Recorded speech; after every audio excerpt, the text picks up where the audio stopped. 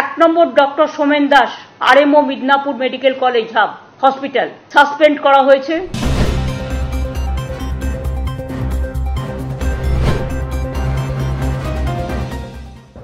এক number doctor Somen Das, RMO Midnapore medical college হাব hospital, suspend করা হয়েছে এবং সিআইডি ক্রিমিনাল কেসগুলো দেখবে।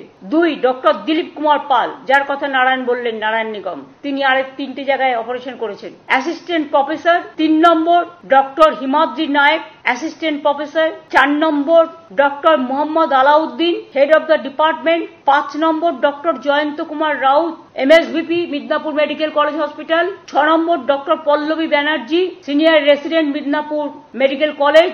7 number doctor Moumita Mondal, PGT student. 8 number doctor Bhagyashree Kundu, PGT student 3rd ইয়ারের। 9 number doctor Sushanta Mondal, 1st year PGT. 10 number doctor পূজা Saha, 1st year PGT. 11 number doctor Manish Kumar, 1st year PGT anaesthesia. 12 number doctor Jagriti Ghosh, 2nd year PGT anaesthesia Midnapore medical college. এই 12 জনকে suspend করে দেওয়া হলো, along with pending investigation by the CID.